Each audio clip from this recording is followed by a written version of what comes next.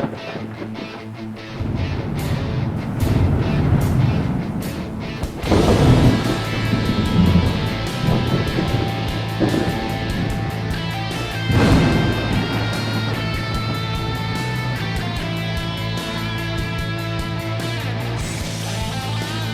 out there. Welcome to the No Shit Cast. I'm your host, Matt Frazier.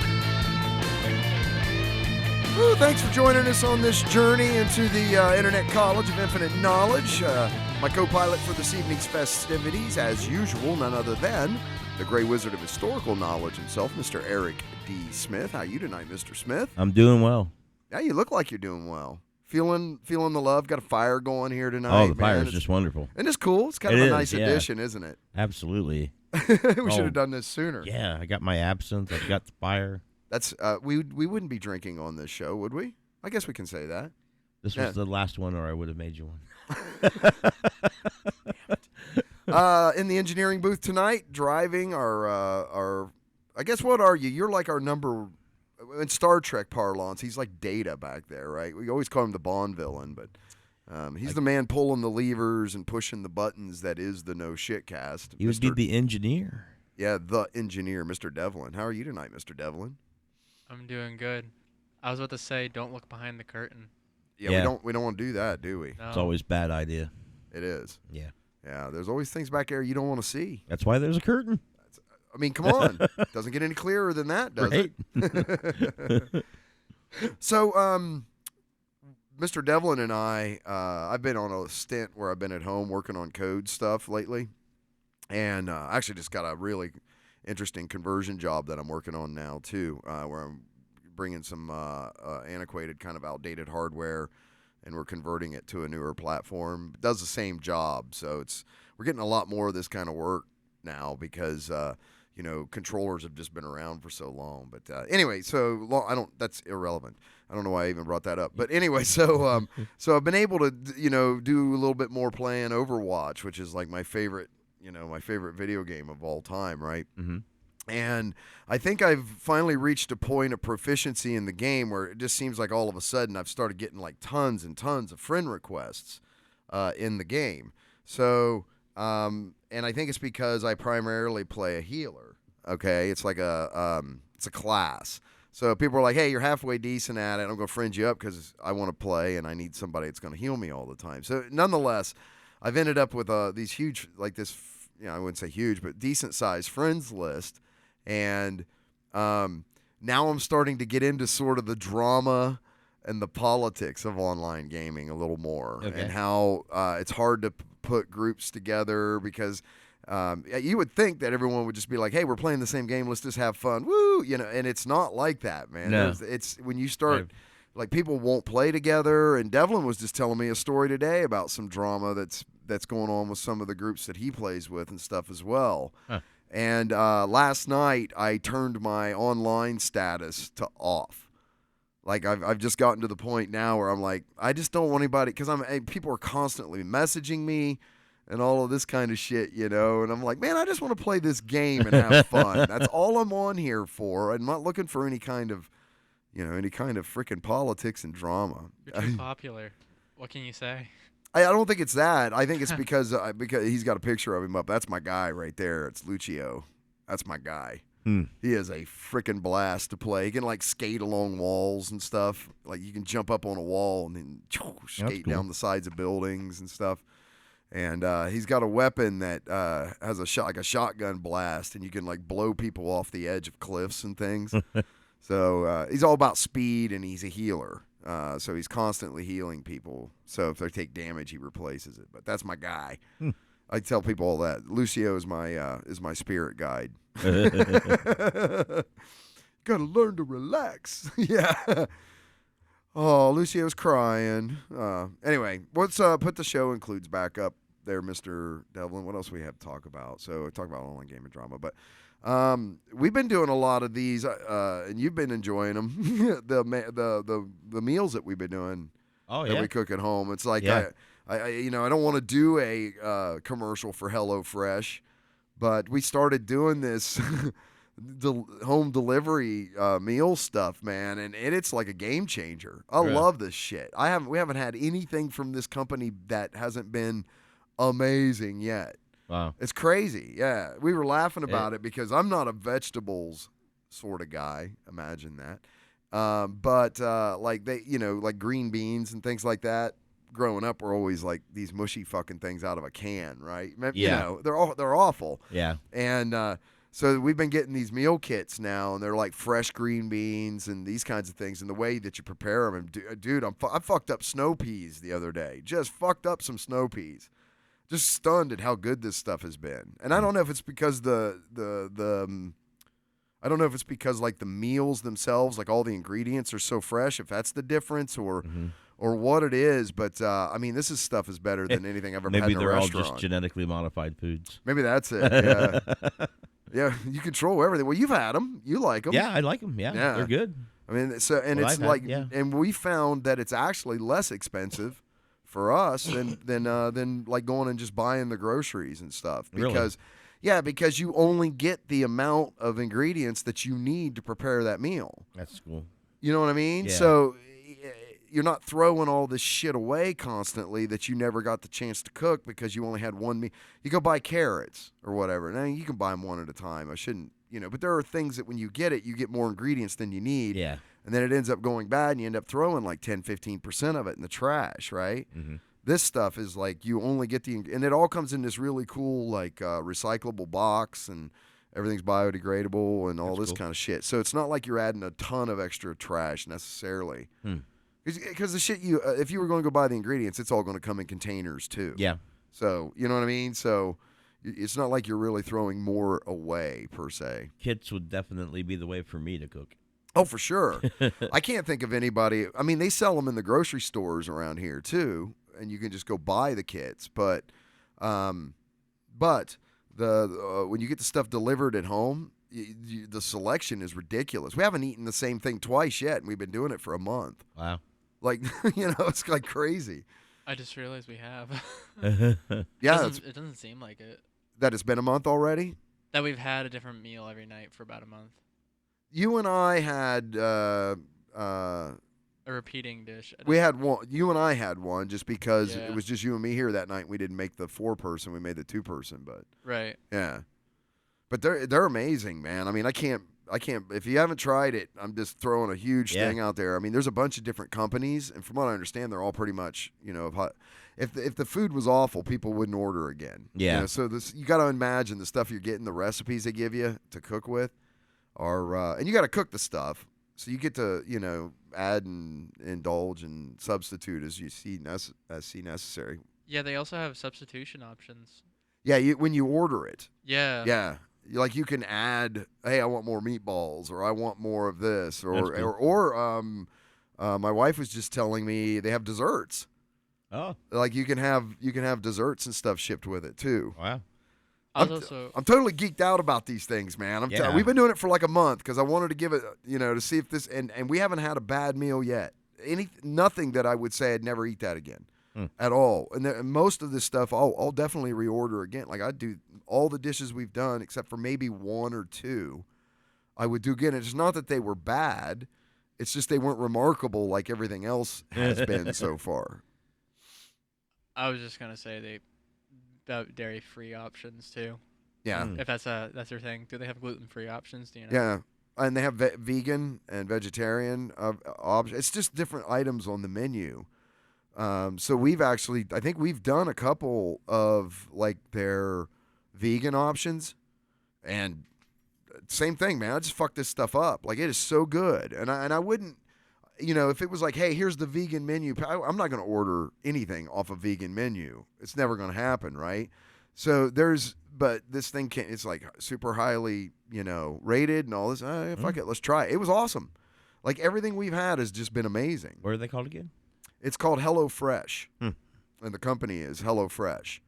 It's like a service. So, like, you sign up for it, and then you have to pay. You have to buy so much per month or something to this effect. Okay, we're like way past the minimums or whatever it is, and you can cancel these things. Like, you can suspend your account anytime you want.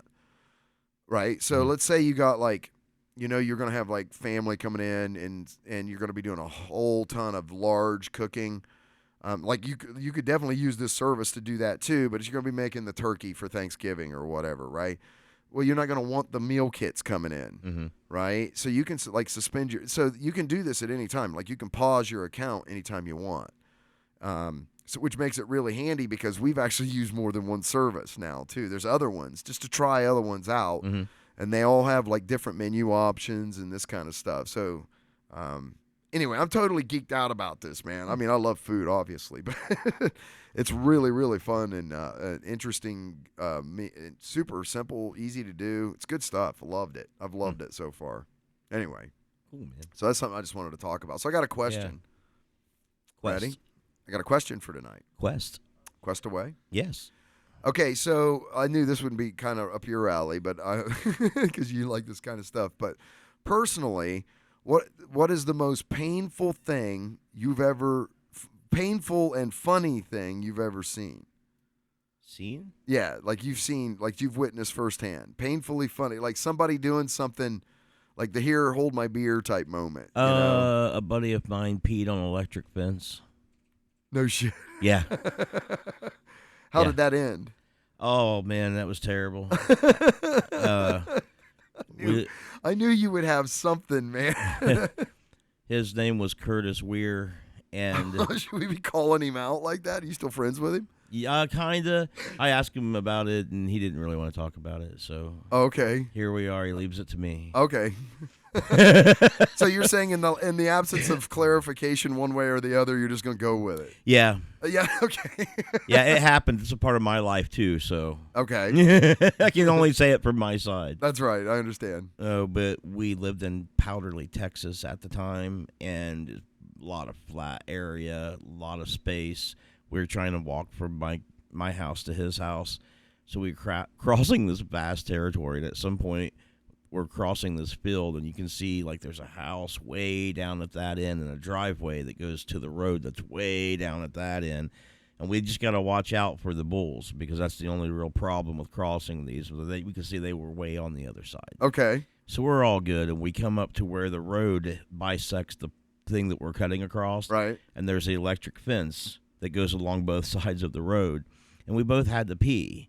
So we said, well, let's pee. So we turned our backs to each other, and we both start peeing. And he says, I'm glad that we have to put that turned our backs to each other. yeah, well, it's part in there. important to know this, right? Because my Okay. back is turned toward him, and I'm peeing. And Okay. presumably he's no doing... homo, huh? Well, no, but you don't want to pee on each other either, right? I understand. Just messing with you. He has a question, I think. I was gonna ask, why didn't you hold hands? Because it didn't seem appropriate at the time. It doesn't. That's not what you do. No, you mean like when you are touching an electric fence It doesn't seem No. appropriate. or now. peeing? With your homies. No. All right. I know you're going to think this is strange, but for the first time ever, I'm going to say, hey, man, back up a little bit. Usually I'm all over you about being on the mic. Yeah. These new adjustments, the mics are working really, really well now. Okay, cool. Anyway, I'm sorry. Go That's ahead. right. So he just said, hey, Eric, look at this. And I kind of looked around, and he started peeing his pee stream onto it. And then what it was is it was a pulsating fence. Yeah, electric fences aren't on constantly. Right. They and pulse. so he kind of gave it a little test, and it Nothing didn't get happened. him. Yeah. Yeah. And then he got my attention, and I looked over, and he just started peeing on it. And he, all of a sudden, dude, he just convoluted back into like a boomerang shape, and he flew backward about 5 feet, and he landed on his back, and his dick stood straight the fuck up like it was hard, but it was peeing the whole time, and it just pissed all over himself. And he sat there going, it burns! It burns! And, dude, I laughed so hard that I pissed on myself. And after he stopped peeing, he peed all over himself. And after he stopped peeing, his dick went down, and he just crawled into a fetal position for a while. And then I'm like, man, we got to go because, like, I didn't want the people at the house to see us or the bulls. Yeah, no, we had limited time. And he could barely walk, dude. And he smelled like piss. Like, it was hard to walk beside him. I was trying to help him. I had to hold him because he could barely walk. and he peed blood for about 2 or 3 my days, God. and he wouldn't tell his mom. I'm like, yeah. Oh my God. And he did, and he was a skinny little kid too, and so when it hit him right through his dick, and he bent like a boomerang at his waist and shot backward and landed. And then just his dick stood straight up and peed everywhere. I was like, I was like, oh my God. I'm so glad I asked that question. He could have been hit by a bull and he would have been better off probably. Oh, my face hurts. Okay. Mm. All right, that's a good one.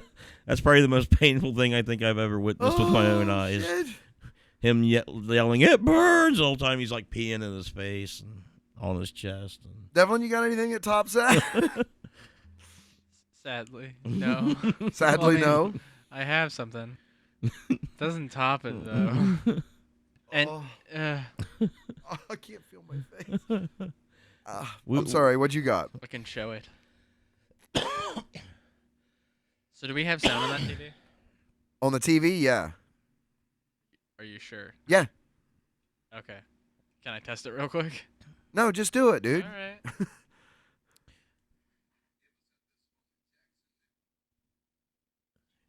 Yep. Oh, Yep.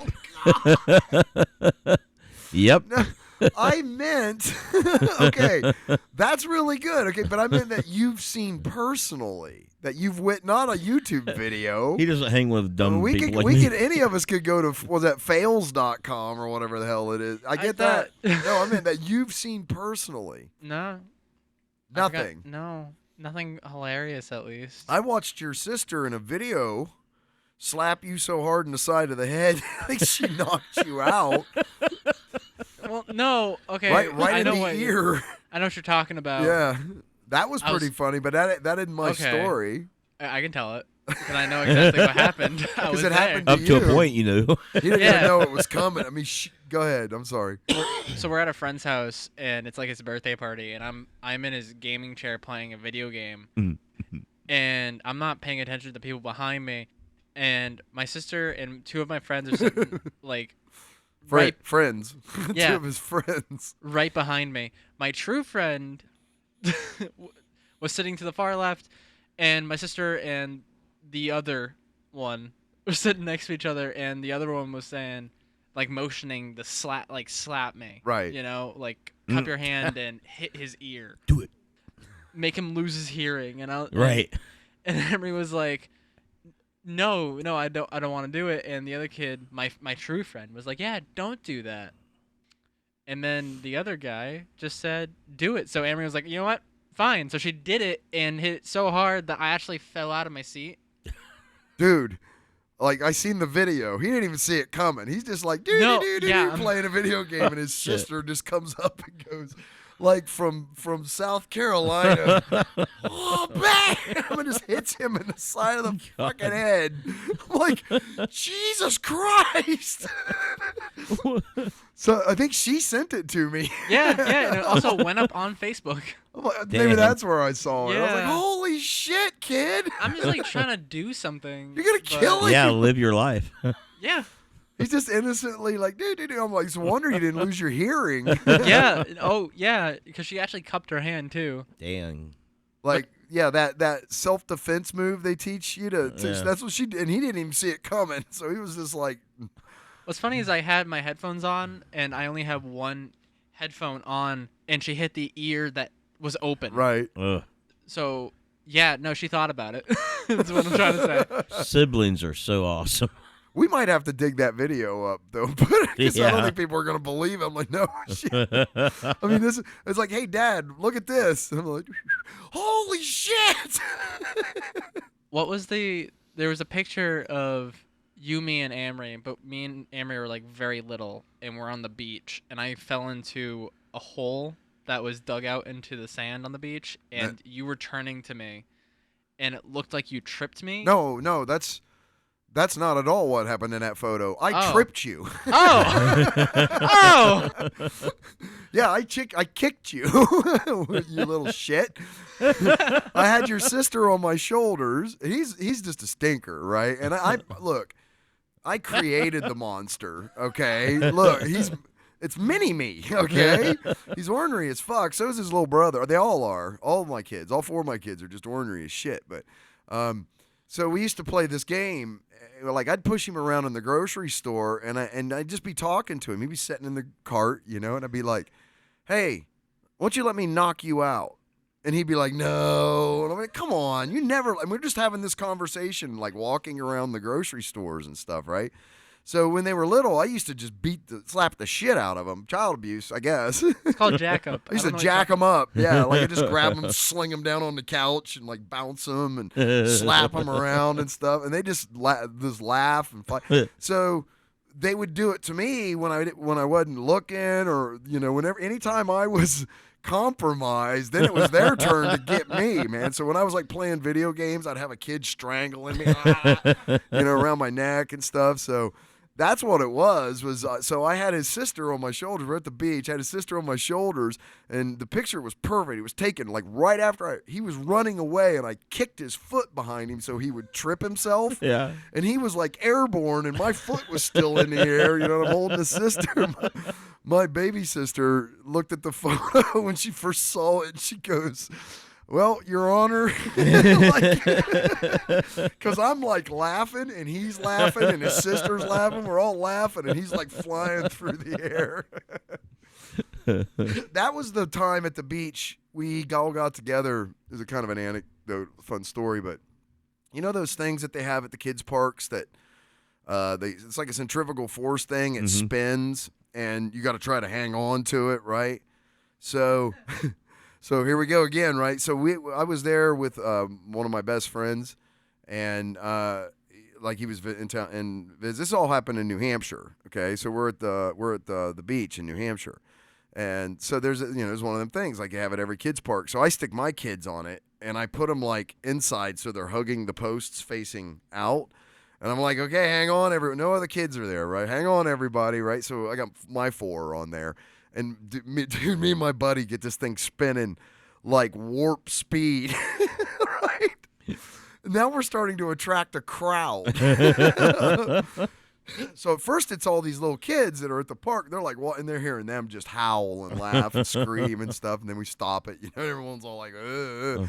So then these other kids start coming. I'm like, I'm starting to think, okay, I think I might have created a problem here. Because if you were to fly off this thing, we had this thing going so damn fast, right? That I was worried about kids like being ejected and flying off of this. You'd thing. be like the stone that killed Goliath. So these kids come up and they're like, "Hey, can we go? Can we go?" And I'm like, "I don't know. You need to go get your parents." Right. So what we end up with is so they go get their parents, and then their parents come over and they're looking at us going, "Holy shit!" Right? So we end up with like 6 dads around this thing, like 24 fucking kids on it, right? And we've got this thing going like a gajillion miles an hour, man. We'd lose a kid. It just it's come shooting off of it. So it wasn't just me abusing children that day at the beach. That's all I want to say. Wait. Other parents took part in it. It's only okay because there was 5 other dads. That's right. Yeah. I mean, what's CPF going to do? Take all of our kids? Fuck you. This is a manhood ritual. Pretty much. It's like a... Never mind. That's why they're all such cantankerous pains in the ass today, because they were raised that way, We have a video of me and Kieran playing jack up with you. Oh, that's right. Yeah, me beating the shit out of you guys. What's funny? Yeah, what's funny in the video is I'm like pushing on you, like you were saying, like I'm trying to mess with you, and you look at me, and all you have to do is get one hand and lift me up and put me on the couch, and then start just playing jack up. It was great. I used to carry them around like a football, all of them. Like I would put their face, like in my hand like this, and just put them across my arm. And it was the easiest way to carry them around. Like, I don't know why more people don't do it that way, but you get the strangest looks when you're walking through a grocery store. Your kids like But they liked it. They seemed to like it. So, anyway, I'm sorry. We could go on and on. This is telling kids stories. I think we should stop. Stories about Devlin's childhood and kids' childhood. But now, ladies and gentlemen, you understand what's wrong with Mr. Devlin. It started with you. I trained him well. Okay, so my most painful firsthand experience has got to be, and I'm going to call my baby sister out again on this. Yeah, he's cheering. I know the story. So, love you, sis. But anyway, I had taught her how to ride the motorcycle. We had dirt bikes. Okay, so I had taught her how to ride the dirt bike. And she was doing pretty good. You know, she could get the clutch thing and everything going. She was flying around the orchard. We had orchards and stuff. It was on a farm. And so she's zooming around the orchards and the hay fields and everything. No problem. She's doing great. We come in, have lunch. We have to come in and eat, you know. And then she's like, I'm going to go ride the dirt bike again. Right now, this is kind of like my dirt bike. So I'm talking about like, hey, you know, get off my dirt bike, right? I showed you how to ride it. You know, you get your own. She's going to ride it again. So she grabs the helmet. She throws it on. She's all proud of herself. Goes out from the kitchen across the deck.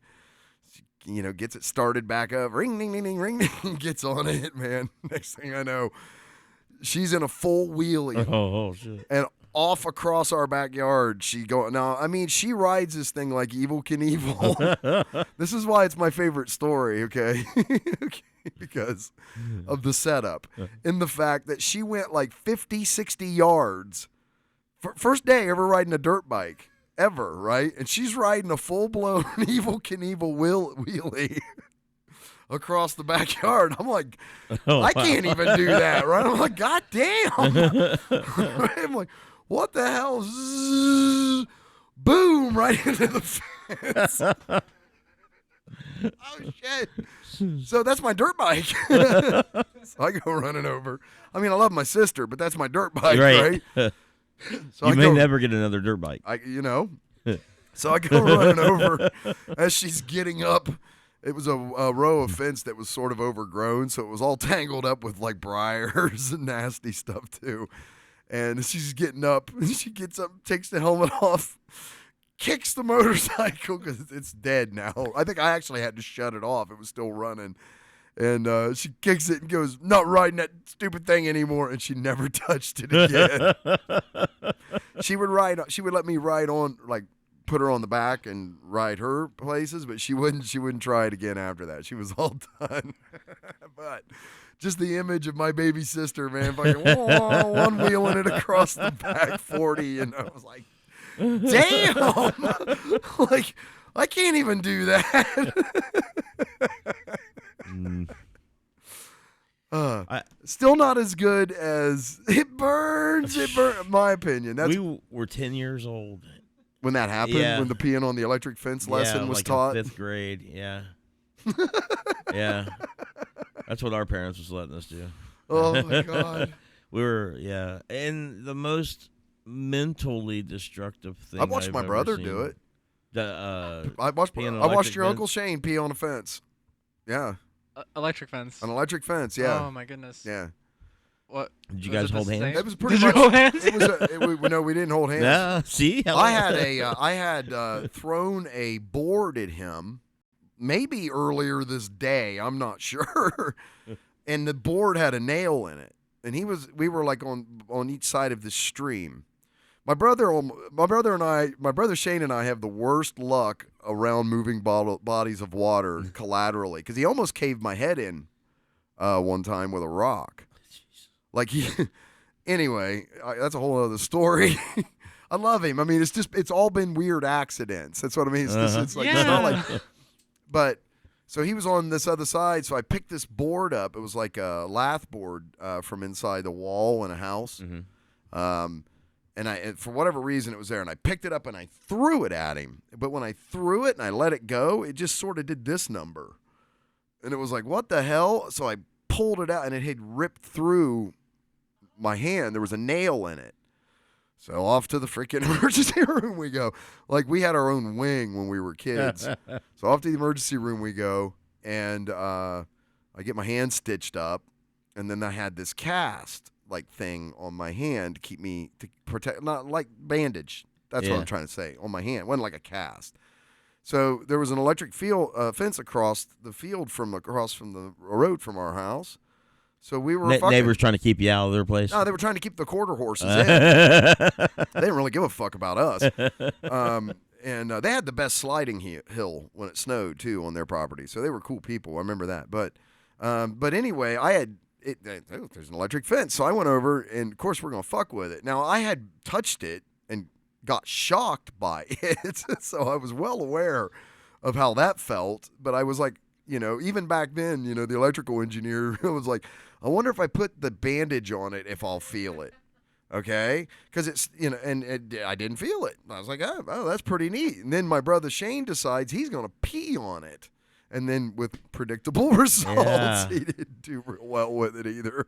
Couple of points to make about that story, too, aside from being that age, is that they had the Longhorn steers, and they were like the for real Brahmas. Yeah. So their electric fences were like jacked up. Yeah. And in science class, like I remember, like in 7th or 8th grade in science class, when we would have to do science projects, at least 45% of the class, most of the guys, designed a cattle prod with varying amounts of oomph behind it. Yeah, right. Yeah, yeah. Well, that was a job. That's a tool for what they did for a living. I'm not promoting that. That's the way you raise animals. But when the animal can step on you and you're dead, you want it to know you're there. You try to find ways to level the playing field a little bit. Yeah. I was going to say the most destructive thing I think I've ever seen happen personally was, I don't know if I've told you this or not, but there was this guy I used to work with at this plastic factory, and he used to date this chick. She was like this really big, heavy chick, and he was like a skinny guy. And they had a good relationship as far as I knew. Then one day, they broke up. And he didn't take it so well. She took it pretty well, but he didn't take it so well. He didn't take it so well, okay. No. So she dumped him is what you're saying. Presumably, I guess, yeah. Okay.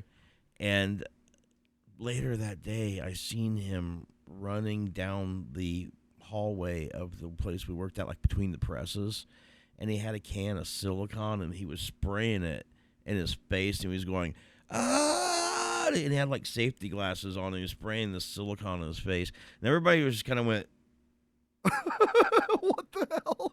Just watched him. Nobody tried to stop him or nothing. Nobody went after him. We just kept doing our jobs. And then, so later that day at lunch, I thought, well, I should approach this guy. Like he's probably all fucked up. He probably needs a friend right now.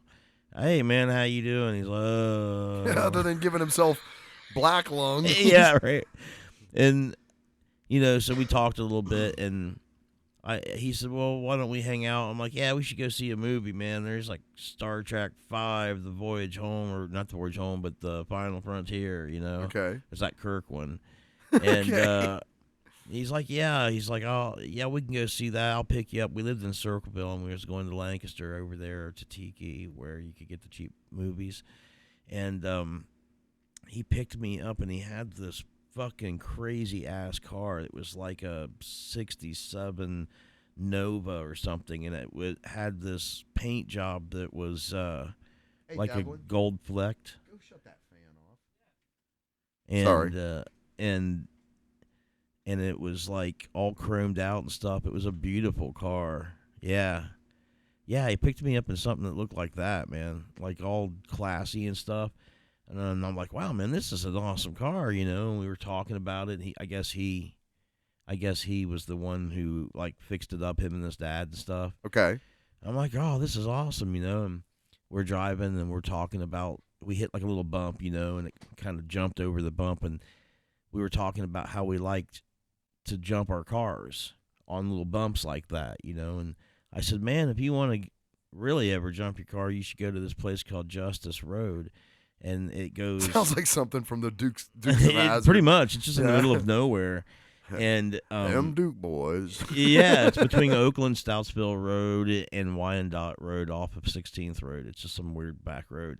But the thing is, the road is like straight for a long way, and then it goes down, goes straight, comes up, and there's a bridge. Okay. Goes down, goes straight, comes up. So when you're driving. Everybody get that? Yeah, it's like So left, then down, then No, forward. just keep going. I'm like right. It's like a W. Yeah, well, Yeah. yeah. So when you're looking at it coming down the road, you see the bridge, but you don't see both of the dips before and after the bridge. Okay. So it looks like it's just a straight line, right? Oh, so it's probably hit at high speed. You don't want to hit it high But a lot of speed. people probably do by Yeah, mistake. yeah, because you can't tell. And there's like a little sign though that they put there. But at any rate, he's like, "Is this the place?" I'm like, "Yeah." And he hit the gas on the car, and it was going faster and faster. And I had this jam box with me, and I was trying to figure out how I could position it so when we inevitably wrecked, it wouldn't impale me. And I like pushed it down on the floor, and I look over at the speedometer. I like that what you're concerned about is not, hey, dude, slow the fuck down. Oh, it's no. where do I put The look the on his boombox before, Yeah. so when we crash, it doesn't kill me. Yeah, the look on his face was he wasn't going to stop. It was instead of so wide, it was longer. But at any rate, I pushed it down into the floorboard, and I looked over, and his speedometer was going past 80. Okay. And he had this determined look like he did when he was running through the hallway. And so I sank down as far as I could into the space I had, and like the window was up to here, right? Like I wasn't seeing a lot. But when we hit that fucking bridge, I kind of looked up a little bit, and there was nothing but sky in every window. And I'm like, oh, God. And when we hit so hard that it blew both valves out of the back tires. Right. And it buckled the whole frame, and it shot the license plate on the front up about 40 feet into the air. It just flew up in the air when we hit. Oh, my God. And that was it. That car didn't run anymore. And he gets out of the car barely because the doors were fucked up, and he starts crying. He just starts crying. And I get out of the car, and I'm looking for houses. Like, there's got to be a phone around here somewhere. And I end up walking 2 houses down, which is quite a ways from where we were at. And I called my parents, and they came and they got me. And they asked him if he wanted a ride, and he said no, that his dad would get him. And there's no cell phones at this point. Right. And he didn't go anywhere. And we drove away, and I never seen that dude again. The last thing I seen was us driving away and him crying beside his car. That's so sad. Yeah, it was the most destructive thing I ever seen with my own eyes. But there was, it's weird though. Like he was losing his shit. Yeah, yeah. And I was just like, I'm done. I'm done with this. Yeah, Yeah. I tried. Yeah. Look, I tried to be nice, but fuck this. You're gonna get me killed. Exactly. I'm like, thanks though. All done with the crazy here. Holy crap! God, what a dark turn we've taken this down now. But it was kind of funny. Yeah. All right, I got articles. You guys want to do some articles? Sure. I solved it. We did 1,116 spins of the Chihuahua already. Wait, I didn't refresh it. Oh, okay. Didn't it take 45 minutes to get to 666 last time? It did, yeah. So it was he didn't restart it when we started the show. That's just been since we got everything. He brings that up before we get rolling. I see. So since we've started like getting ready to record, we got to check if the computer's on. When you're 1 second. You gotta do what? We have to check if the computer's on. Is it? Yes. It is on. It is on. Fantastic. What's that website? Ismycomputeron.com. Yes. That's pretty good. Yeah. Okay, we can move on. The computer is on. Yay, computer on. Go ahead, Bubba. What we got up first? All right, so this comes from edition.cnn.com. Hate to break it to you, but you can make your broom stand upright any day of the year. Look, I've heard about this. Can you kill that other fan in the back room too and close the sound door? I don't know why we didn't get any of this shit turned off before we started the show. I mentioned it a couple of times. I know. Why didn't you go shut it off? I don't know, because once we started, we were starting. We were sort of once we got the ball rolling, off we went, huh? Yeah. I don't know. It was weird. We had that weird start where the software had updated. And then bizarre shit was happening. That's true. So we got a little sidetracked. Yeah. It's a wonder we even got this thing rolling at all. Well, that wasn't too terrible. Oh, my God. Why are you bringing a sword in here? Just, okay. Okay. It's hard to fear somebody that's got a sword and they're wearing a TARDIS shirt. Yeah, that's sort of silly. The doctor doesn't ever have any weapons. Nerds beware, right? That's all that is. I don't. You're gonna have to give me another. Oh. Devlin's bringing props into the studio. It's the sword from the Legend of Zelda. It's the Master Sword. That has to be some sort. That is like a trophy piece in Nerdvana, is it not? That It Legend. is. Okay. It's just a trophy piece. So this article, can you put your sword down? You're scaring me. But there's like plasma and fire. I know, and you're metal. making me nervous with that thing now. So there was It's the look on my face, isn't it? Did you catch any of this? This thing went viral here, I guess. That I seen it go by. So the premise of this is that only on a certain day of the year, because of the changing gravitational fields, you could take a broom and get it to stand upright. You could balance it; it would stand up without being held up or leaned up against anything. And this thing goes viral, and I think it's funny, but heartbreaking at the same time. Is there just a complete and total absence of the ability of critical thought in humanity that something like this goes?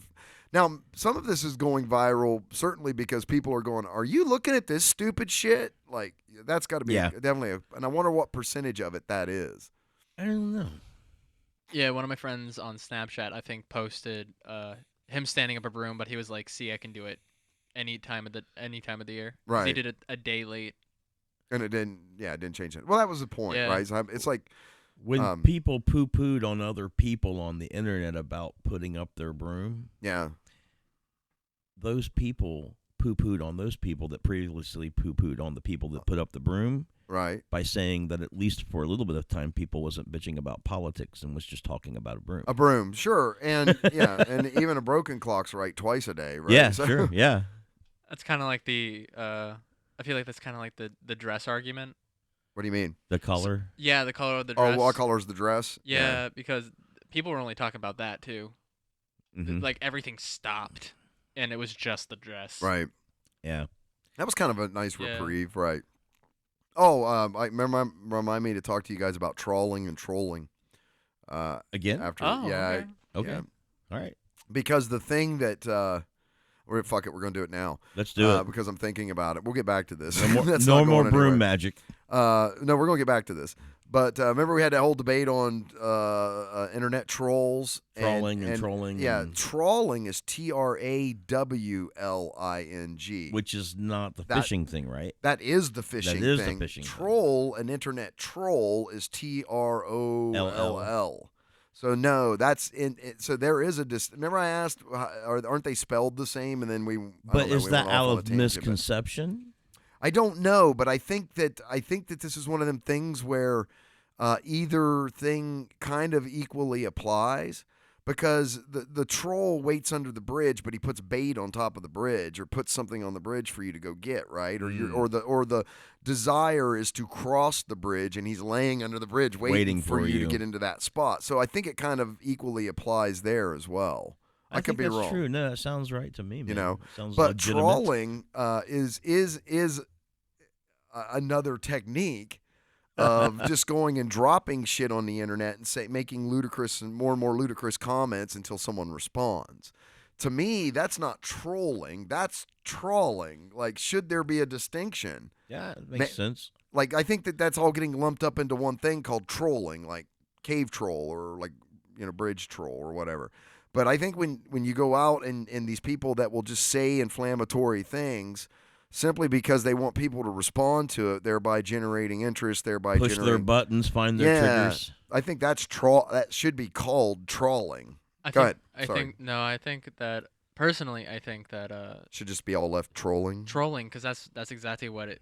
Like, if you look up internet troll, people have already made the combination. If you look at these, so the connection's already made. Yeah, and I think regardless of the technique. Yeah, and I think it started because of that, because the connotation with trolls is that they're like these ugly beings. Yeah. So it must be the only person that creates those comments. So I think an internet troll is someone who just says the most mean, hateful, inflammatory shit that they can fucking dream up. Like, to me, that's a troll. Like, fuck the world, you know. Yeah, exactly. Yeah. But a troll, here's what's going to get interesting, could troll. Yes. An internet Oh, troll, so that's a technique of really trolling. horrible a person that's just ugly and nasty, and the only thing that comes out of them is, venom and poison, could internet troll by just hitting user groups and social media and just going and saying things on other people's posts just to try to get somebody to engage. Sure. I don't know. I think, yeah. But I think it all gets kind of wrapped up into the same I think phrase. Yeah. I think right.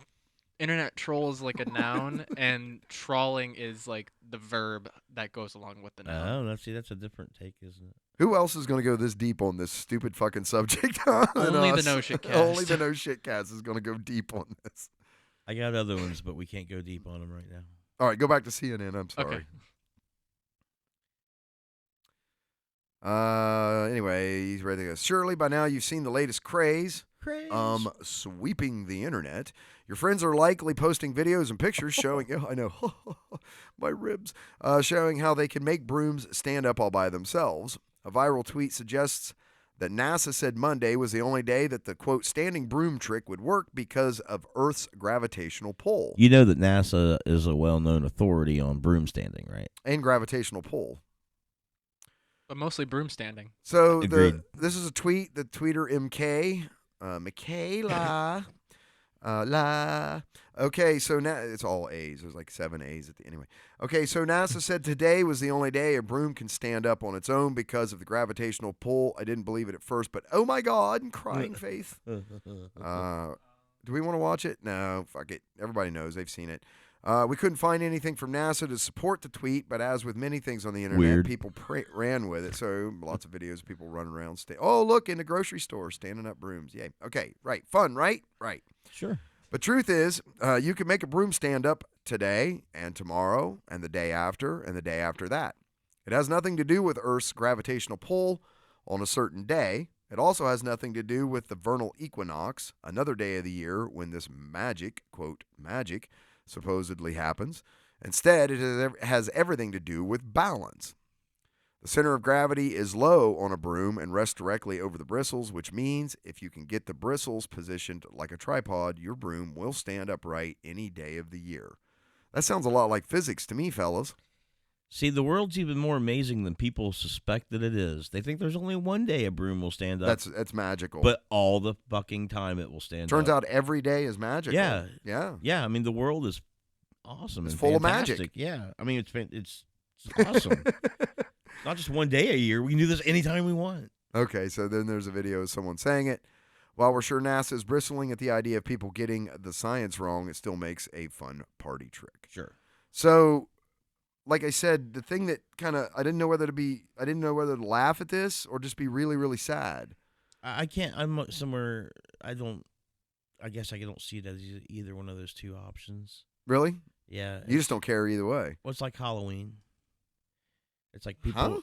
It's like Halloween. People believe Halloween has special power. No, just like people getting dressed up in masks and going and trick or treating. It's not really got anything to do with All Hallows Eve. Okay. But we kind of just do it, and we do it at that time, and we don't. The time is not real important. There's a lot of different days that different cities will actually do the deed, right? So Okay. it's not ritualistic in that sense. It's just something we do around that time, and that's kind of what this broom thing is. It's like people do it. I think a lot of people know that it.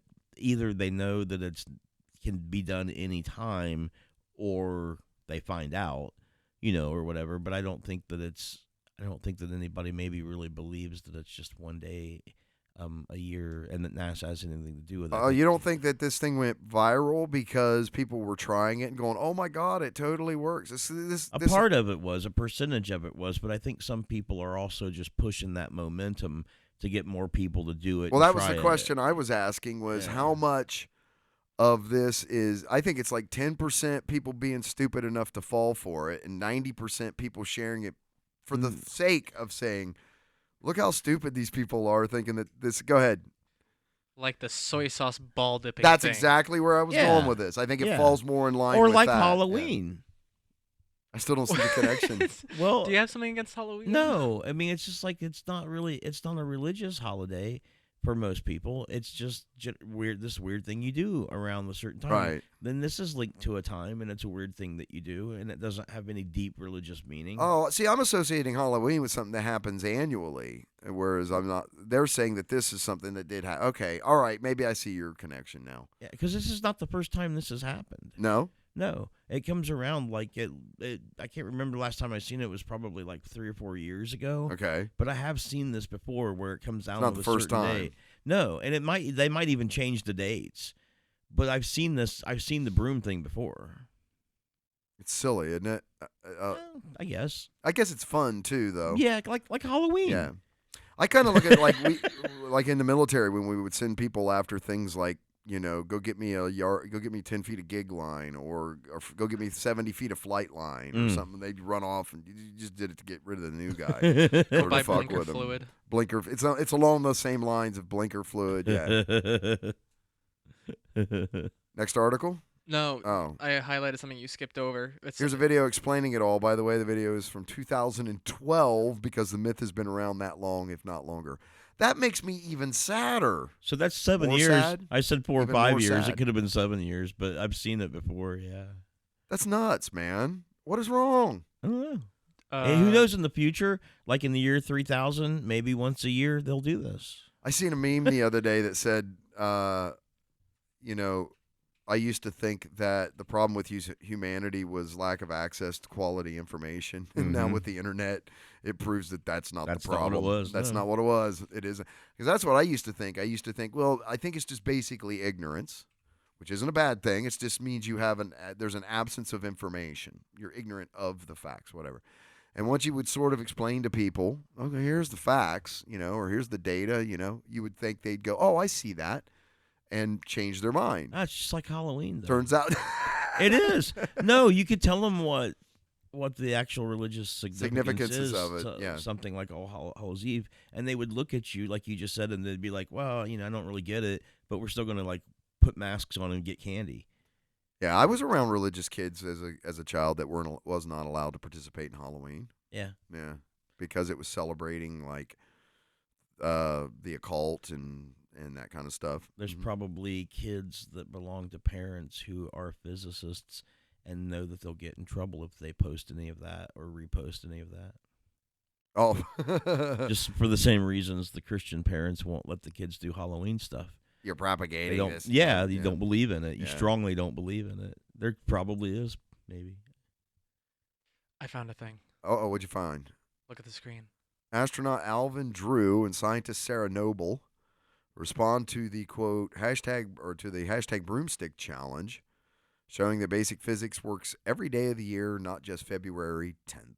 So it seems like That's what I like about It's been physics. February 10th for a while. So I skimmed this article, Okay.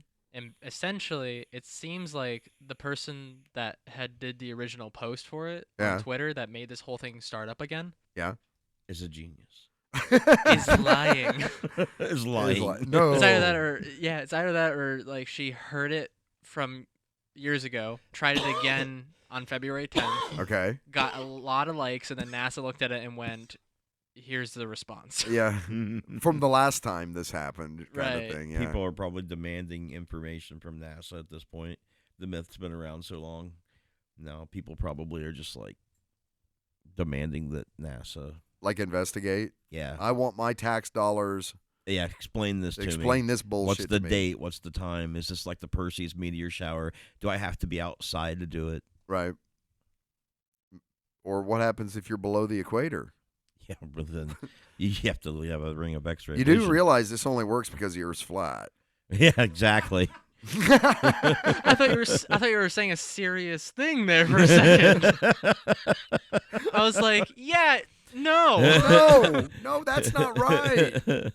All right, Mr. Devlin, what we got up next? All right, this comes from menshealth.com. Lock and Key creator Joe Hill didn't want anyone to know his dad is Stephen King. Oh, have you guys seen this show yet? I didn't want to know his dad was Stephen King, but you can tell by looking at him. Oh, my God, right? Look at the family resemblance there. Have you guys seen this yet? Devlin, have you watched this yet, Lock and Key? I didn't even know it was a thing. It's on Netflix. It's so interesting. I got Netflix, but I haven't seen it, but I'll watch it. I'm trying to think what it is. It to me, if you've ever played to me, I find it has a lot of resonance with that video game called Myst. Yeah. Because the keys unlock other worlds and all of this kind of shit too, right? Yeah, there's some big anniversary. It just went down with Myst here not too long ago. There's like a ton. My YouTube feed got hammered with all kinds of videos talking about this game. Dude, this came out like before you were born, like way before you were born. Looks like it. Yeah, and it was just a stupid it was like a picture game, and people just like lost their shit over this. I actually bought the playthrough book because I got so. After spending like 1,000 hours getting nowhere, I had to like get a cheat book to help me get through some of it. I don't think I ever did finish it. I didn't. It was ridiculous. Yeah, I tooled around for a while and was like, I'm not writing shit down and figuring it out. Oh my God, right, the puzzles and all that kind of stuff. But it was so far in between. What are you showing here? How long would it actually take to play Myst? That's bullshit. Yeah. That's all kinds of bullshit. Okay, so it's saying people in Mensa. It only takes 6 hours to do the main story of Myst. Dude, it takes 6 hours how to figure out how to use the first fucking switch. Like, I'm telling you, it was like a weird, and I don't know how, it was the music and the imagery and everything kind of kept you hooked to it. But there was nothing. There was like no video or very little video to the video game at all. Anyway, I'm sorry, go ahead. So I'm a little lost as to how the show is like Myst. I don't know anything about Myst. Okay, well, then you won't understand. But so Lock and Key is like this interesting show where I don't want to give away too much, but there's these people figure out ways that like they can use like supernatural abilities in the form of these keys to do different things. And it's not like just opening doors, like, you know, opening the gateway to Narnia kind of thing, right? It's not that at all. Like, different keys do radically different things, and I won't go any further than that. But it's definitely a kid, you know, it's okay for kids. There's parts of it that are very like, oh, I get, you know, that there's a kid audience to this thing for sure. But the acting, the way it's the video, everything about it's just done so well. Special effects, I guess, is what I'm trying to say, and the storyline constantly keeps you kind of hooked and pulling through. It's really interesting. I don't think I'll like it. No, I don't like Stephen King. Well, this is not Stephen King. This is his kid. Yeah, I don't like Stephen King. So by proxy, you don't like his kid? More than likely, yes. It's not horror. I'm being facetious. Oh, I never can tell. See? I never can tell with him. Don't think it has anything to do with Stephen King.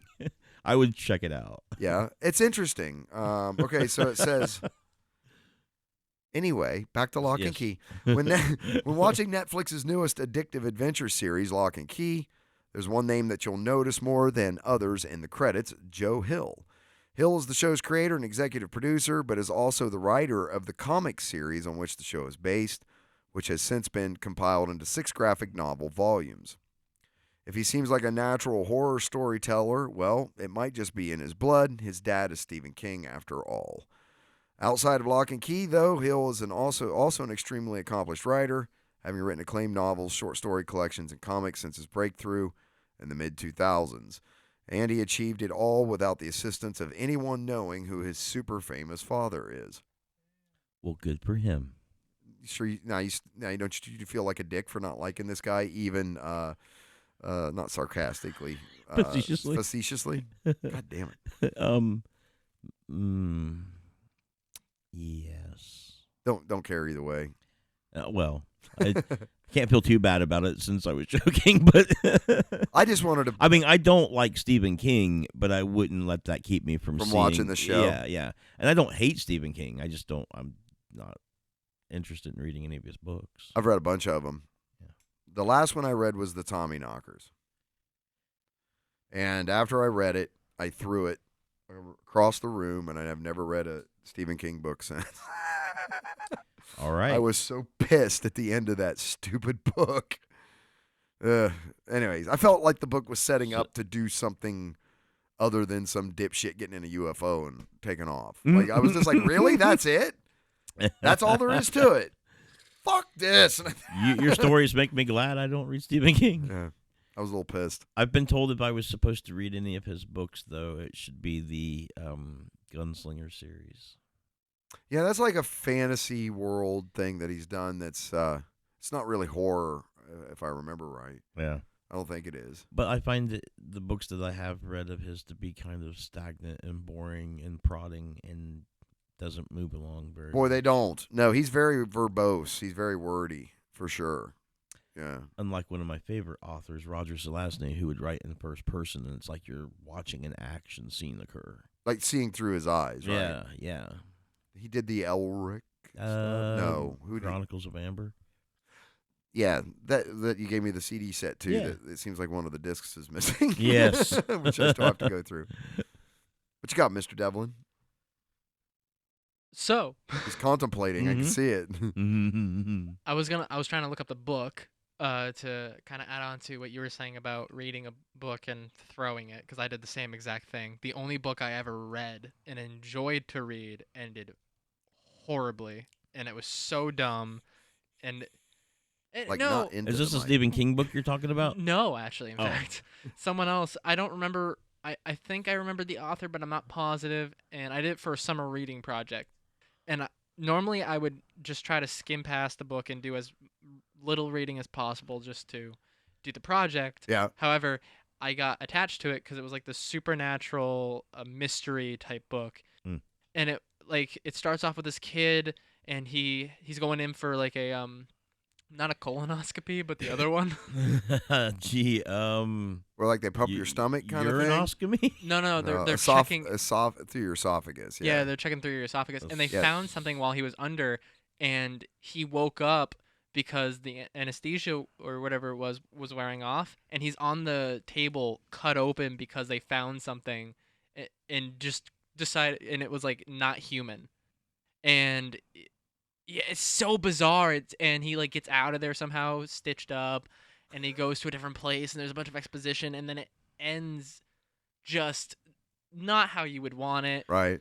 And it's so interesting. And I read the second to last chapter and then put it down. And then the next day I was like so excited to read the final chapter, and it just ended that way, and I threw it in my hamper. I was like, I'm done with this. Then had to pick it back up so I could do my project. Do you remember the name of the book? Is that you That's can't what I'm remember trying the to name of figure it? out. I think it's Alright. by Sam Brooks, but I'm not even positive Okay. if it is. I equate Anne Rice to be pretty close to Stephen King in style of writing and my enjoyment of books that I've read of hers. You don't like Anne Rice either, No, I feel about the same way about her writing as I do Stephen King's. really? Yeah. She was huge back in like the '90s and Yeah. stuff. Yeah. Yeah, she had an interesting take on all the vampire stuff. Yeah, the vampire lore. Yeah. Yeah. But what about books you guys like? My favorite book of all time is, or you know, if someone asked me, is probably the biography of Chuck Yeager. It's just called Yeager. Yeah, he was the first guy to break the speed of sound, Mm-hmm. and was a World War II ace fighter pilot, and was a test pilot and stuff. I don't know. I just really enjoyed reading his life story. It's like one of my most favorite books of all time. What about you, Yeah. Devlin? I don't read books. This All is the right. only one I ever actually enjoyed reading. And then can't until the remember. end of it. The one then you we threw just across it. the. Exactly, because That's not true. When they were little, we used to make you guys read. So you've read like, but you don't read like novels for entertainment. I just read to just to go for it. but- appease us. Yes, exactly. That's pretty much it. Well, you used to read to me when I was little, and Yeah, I that's started why you guys on the Harry Potter books and stuff. Yeah. and that's why I fall asleep to Harry Potter. I can't read a Harry Potter book, otherwise I'll fall asleep. Now we just need to get Harry Potter doing paintings like Ross. Bob Ross. You know, get Daniel Radcliffe to take over for Bob Ross. I Sorry. don't know why. No, I'm thinking of another show. The Joy of Painting? No, No, no. no. About The Displeasure of Painting. Harry Potter Yeah, there's and the books. what about them? You've never read those, No, and you have no desire to read them. no. I might read them someday. But we talked about them once before. Yeah, I know you've never seen the movies either. No, but that's not what we were talking about. Although that did happened, that's when we found that out, was when we were talking about those books. Yeah. But they were causing a problem, an issue. What? With I remember we had a whole conversation about Harry Potter. Yeah. But I can't remember it causing an issue.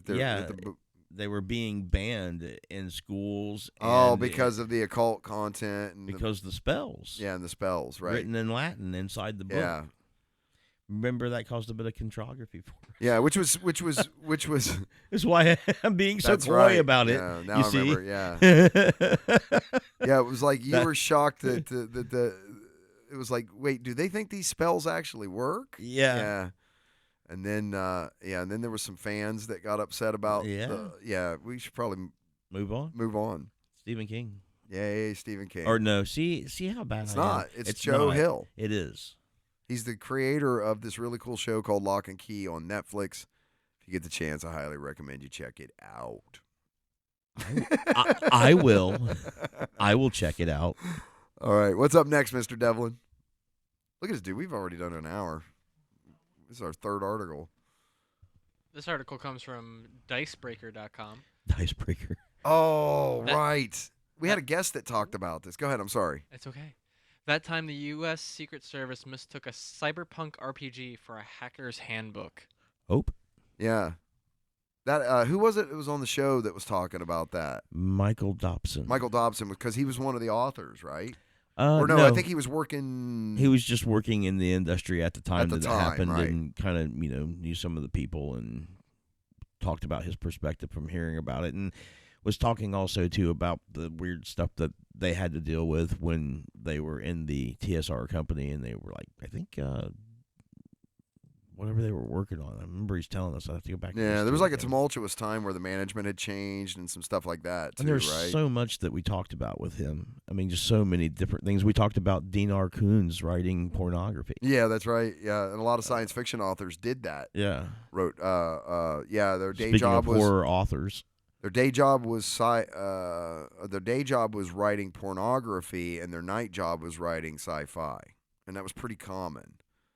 They would write these little penny book kind of like porn and they were illustrated. It's just like it wasn't like they had like the full blown. Like nobody had the internet, Devlin. You couldn't just go, I want to see, I don't know, things with feathers and a squash or whatever. Squash. A zucchini. You just couldn't just like go look up freaky shit. I don't know why. Anyway. Maybe. So the headline here says it was dumb not to put too fine a point on it. I like that cover art there. That's really interesting. The book that was seized by the U.S. Secret Service. Only one role-playing game has a note on the cover declaring it, quote, the book that was seized by the U.S. Secret Service. That RPG is GURPS Cyberpunk. GURPS stands for Generic Universal Role-Playing System. Am I right? Yep. I remember some shit. A 1990s supplement for the Generic Universal Role-Playing System. It's like right there. Yep. I don't feel so smart anymore. Published by Steve Jackson Games.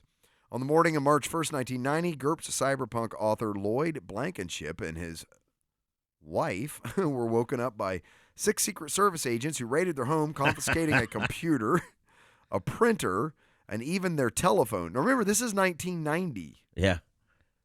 Just out of the 80s. So when we're talking computer and printer, we're talking dot matrix printer. Yep. We're talking like 286, barely a computer, 60 meg of hard drive space. Probably the tops. first or second iteration of Windows.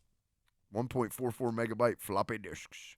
Mm-hmm. Okay. Anyway, where was I at? Secretly raided their home, confiscating a bunch of shit and their telephone. Even their telephone. That would just be like unplugging the phone and taking it. Because back then, phones didn't do anything. I know. There's nothing like no onboard memory. They might have had an answering machine built into it, though. Back then, you could get the little tape answering machines that was built into your phone.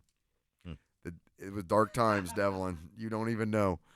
Then the Secret Service headed across Austin to the office of Steve Jackson Games, where Blankenship worked as a managing editor to do the same.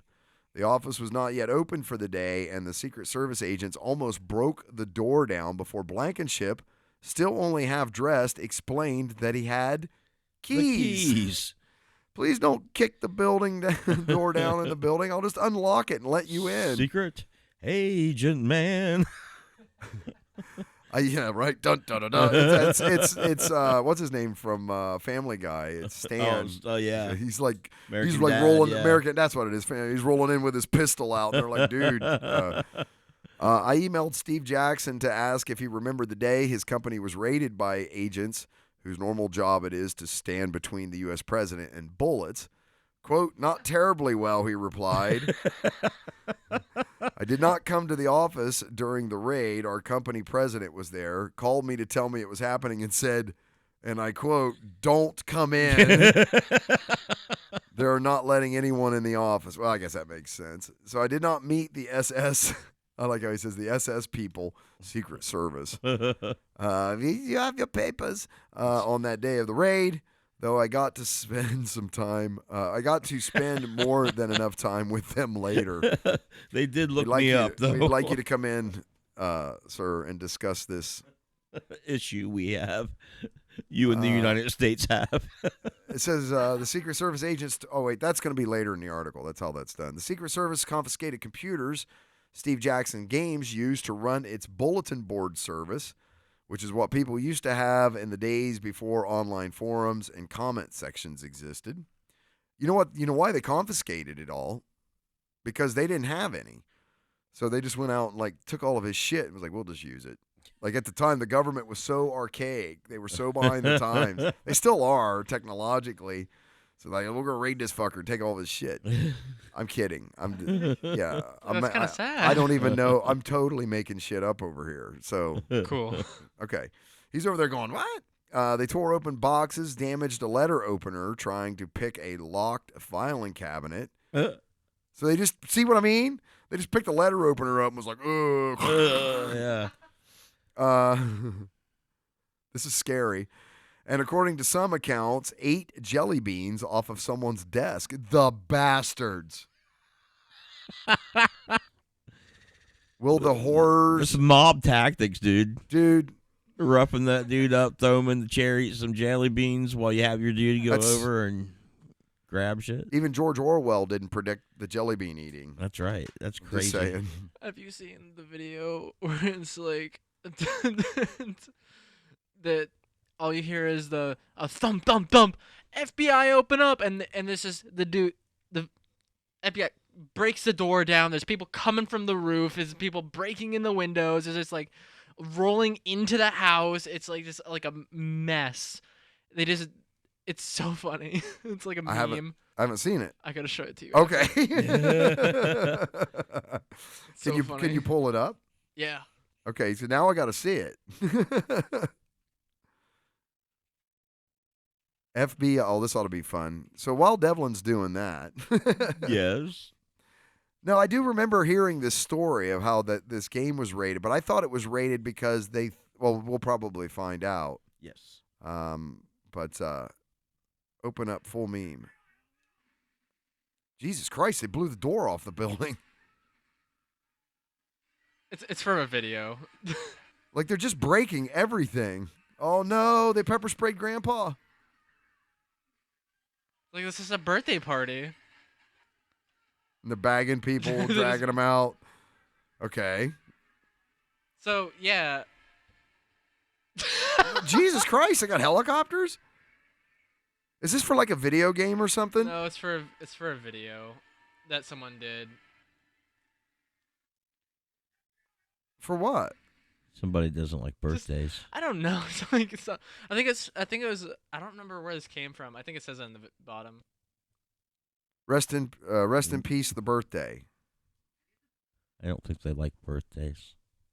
I don't even. How to smoke bomb a birthday? Yeah, a party. Let's go back to the article. Anyway, so that's a meme, and it's funny because they put it on. They just slap it onto random videos. Oh, like on TikTok and shit like that? Yeah, TikTok. Okay. It originated on Vine, I think. Okay. Yeah. Okay, so back to the FBI raiding the office. They didn't treat the office with respect, as Jackson puts it. Things were generally a mess, not vandalism, just dishevelment. I can't confirm the jelly bean story. They weren't mine, but they definitely bent a letter opener and left big scratches around the lock of a file cabinet. Oh, we got him now, Dano. It's going to be in this cabinet that's locked. This is where all the secrets are. At the time, nobody knew why this was happening. The warrant granting permission for the raid was sealed. Oh, Jesus. Since GURP Cyberpunk was taken, it was natural to assume that this was the focus for some reason. Was taken. Why'd they take our game? I don't know. Oh, I see what they're saying, yeah. Jackson describes the book as being heavily inspired by the high-tech, low-life fiction of William Gibson and Bruce Sterling. Typical characters have cyborg augmentations, he explains. Though that's not necessary, the most typical scenarios are espionage, high-tech heist, protecting from the same, and combinations of the above with plenty of double-crossing. You can tell he's a nerd because that's a quote, and as soon as he starts to explain, he re-explains, like, typical characters have cyborg augmentations. Though that's not necessary. Yeah. I mean, most typical scenarios are espionage and high-tech heists and, projecting the same. And, just, like he goes on this whole diatribe. Well, he's proud of his baby, too, right? Sure, why not? He says, I should emphasize that even 30 years later, this is still fiction. They were pretty good because when this came out, there wasn't an internet and stuff like that, right? Not much of one, just like the bulletin boards and stuff. But all the stuff that they talked about and the equipment and the things like that they were discussing, creating in the game, the government thought it was like real shit. For real. Yeah, that they were working on. So that's why they were freaking out. Yeah. It's Jackson had a hard time communicating that to the Secret Service, in spite of the fact that the rulebook contained rules for having your consciousness transferred to a gender-swapped clone. When he spoke to them the day after the raid, he was told that his company was publishing, quote, a handbook for computer crime. When he protested that it was clearly made up, he was repeatedly informed, quote, this is real. It's just like when Orson Welles has to apologize to the FCC. Wait a minute. Wait a minute. No, it's not. No. I wrote it. Don't tell me what's real or not. It's unless they knew about, like, they had all this shit and thought that, and he was just imagining it, and so many things were so close that he thought he had some sort of inside information. That'd be a good story. The strangest thing about this story isn't that government employees couldn't tell the difference between a work of science fiction and reality. It's not the only thing they have trouble distinguishing. Anyway. But that they only confiscated it opportunistically, although the warrant was sealed at the time, leaving everyone to assume that GURP Cyberpunk was the object of the raid. The truth is even more odd. I'm not going to say odder, because that sounds like a little creature. It does. It seems ridiculous now, but in the late 1980s, hacker mania swept the United States. This is true. There was like tons of movies about that shit where a kid started World War III, nuclear weapons, because he was playing tic-tac-toe with a computer. War games. Check it out, Matthew Broderick. Yeah. I'm just saying. The news breathlessly reported on computer crimes in the movie War Games. Yep. I'm like a fucking oracle That's over it, here. Man. Had the public convinced kids were going to start a nuclear war. Thought I was making it up, didn't you? Yeah, all right, thumbs up. Kids like you, Devlin. Quote, it was Just like me? just like Very you. much so. Wow. Yeah. Only way smarter. What? No, I'm not. I mean, like, they were like super geniuses. The kids that were all in all these Oh, Manhattan or the Manhattan Project and all these movies, they were all like super genius kids. And I see how it is. That's how they were apparently evil, portrayed. too. Yeah. I'm not saying you're dumb. I'm just saying they were way smarter than I am. It was dumb, not to put a fine point on it, Jackson says, and it was driven by the media. He's still laughing. With the help of law enforcement who liked playing up threats, and the hackers themselves who liked bragging and inventing brags for the credulous, as much as any other smart teenaged boys. Yeah, it's So, yep, there you have it, essentially. when a hacker calling himself Prophet broke into the mainframe of phone company Bell South in September 1988 and copied a file he found there. It was treated as serious business. It was only a text file, but it described the enhanced 911 system Bell South used to prioritize and identify emergency calls. The company valued the stolen file at $80,000, an amount that was determined by adding together the wages of everyone who was involved in writing, editing, and storing it, as well as the value of the computer hardware it was on. $31,000 for the computer, $6,000 for a printer, $6,000 for a printer. Wow. And $850 for a monitor, and that's actually not bad. And the Interleaf software it was made with for $2,500. Man, a printer for $6,000. Jesus Christ, right? You can get a 3D printer for cheaper than that. One of the better ones are like around $500. All right, so I don't care. I don't want to do a history lesson on hacking here, but I like the terminology though. Like, see up above that where the picture is. This is the terminology that they found that they were black worried ice. about. Oh, right, from inside the game. Yeah. Corporate cyber deck. Yeah, deckers. Cyborg. The idea that a forum owned by an RPG publisher was worth being shut down by the Secret Service because they might republish a stolen text file full of publicly available information is obviously laughable, and yet that's what happened when the agents didn't find that a file on the premises of Steve Jackson Games. Can you make that bigger? They picked up a book about how computers with Blankenship's name on it and took that instead. It took days for Jackson and his attorney to learn any of this and months to get their hardware back. When it finally turned up, much of it was unusable in an unusable state. Those monkeys. They hooked it all up and tried to get into it and broke it in the process. It says, quote, it all arrived at the lawyer's office in one big box with no packing material. No, it got busted up in shipping. Yeah, something bad all the way. For instance, a hard drive was just placed loose inside the cabinet of a PC where it could bounce around on the motherboard during shipping. It's hard to put that down to simple ignorance. Somebody was just being mean. GURP Cyber, yeah, because they went through all the trouble, thought they had found this amazing thing. People were like, this is it, bitch. I'm going to the 13th floor after this, man. This is going to be the biggest thing since sliced bread.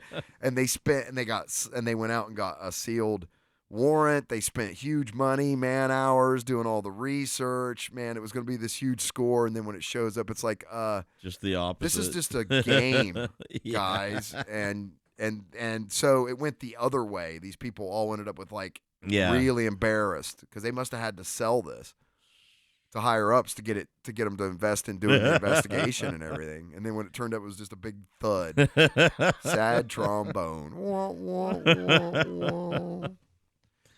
Oh, shit. GURP Cyberpunk release was delayed. It had to be written almost from scratch based on playtest notes and memories. Losing the BBS, a direct line of to their fans, was also a blow. He says, quote, I recognize that it had its funny elements from the outside, said Jackson, but the damage it did to the business forced me to lay off half my staff, which will never be funny. Yeah. That sucks. We always fear that which we don't understand, Mr. Devlin. Telling you, man, people were like looking at promotions. I'm going to get a better fucking government vehicle out of this. It's funny how role-playing games have scared religious people. And governmental institutions, too. Yeah. Yeah. I mean, I'm glad I touched on both of those aspects in my thesis. Your thesis, yeah. Yeah, about both of those kind of things. Strange. I don't know if we want to wrap up here. I think I want to wrap up here. Okay. Yeah, man. We've done over an hour and 23 minutes. What you got, Mr. Devlin? We have other open tabs you told me to keep open. Yeah, what were we going to look at? I wanted to put something up there. That, of course, our Chihuahua. We like our spinning Chihuahua, right? Yeah. What's the other one? The computer one. Computer, yep, is on, yes. Oh, this is this? That's right. Devlin has a thing. It looks like the pointy finger, select finger, and when you put your mouse over it, it slowly puts the pointy finger down and puts the middle finger up. It's pretty cute. All right, what was the other one? Oh, useless things you find on the internet. I couldn't pass this up. I said, man, he showed me this, and I was like, keep that open. We're going to talk about this. At least we're going to show watch list. Add to watch list. You can heart this. It's an inflatable unicorn horn for your cat. Halloween costume for fun. See? Ships in one day. Just like Halloween, man. What's the point? People do it. Look how pissed off that cat looks. I know. I mean, that cat does not look happy, and that is their ad photo. Jeez. It's getting 12 views per hour. Yeah. So we're not the only On people fire. looking at this. Apparently. Hey guys, it's only $6.85 US. 100% buyer satisfaction. Returns accepted. Where's this? This is on eBay. 23 watchers. Yes, it is on eBay. There's 23 people watching this.